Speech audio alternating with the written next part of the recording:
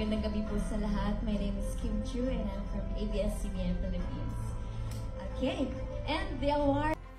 Ayan guys, ito na nga. Welcome na si Kim sa stage ng pose. Welcome, Kim Chu, the superstar. Ayan. Ayan, babasahin na nga ang mga nanalo. And the award for Best Asian Drama Series made Para for sa regional kategorya. or international market goes to...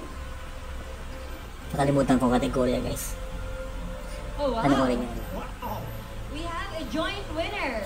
The Betrayal from BEC World PCL Channel P Juvenile and Traces of Grace NAK Japan Broadcasting Corporation.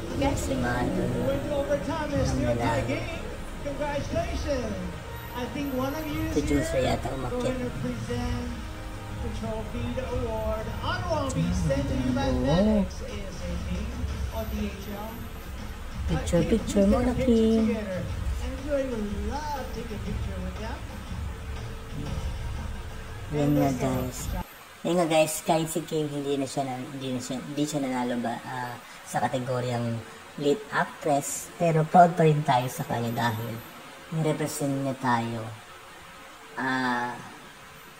dyan sa Content Asia Award, di ba? Congratulations pa rin dahil alam natin napakahirap mag-nominate lang dyan sa Content Asia, winner ka na talaga. Pero, bumawi naman tayo kay Arjo Atayde dahil nanalo si Arjo Atayde ng Best Lead Actor. Ayan, para sa kanyang series na Katley. Ayan, congratulations sa lahat.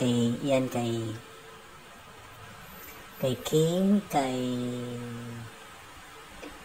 Kayla, nominado rin parang Best Supporting Actress. Ayan, so Kim, keep it up lang. Alam namin na marami pang mga awards na gaganap at for sure makukuha mo rin ang award na yan. Ayan, maraming salamat mga Kim po. Yan lang po ang ating update for today's video. Ayan po. Ayan, ganda-ganda ni Kim. Ayan, congratulations again sa mga nanalo. Ayan. God bless you all mga Kimpaw at mga ka-showbiz. Good night and bye-bye!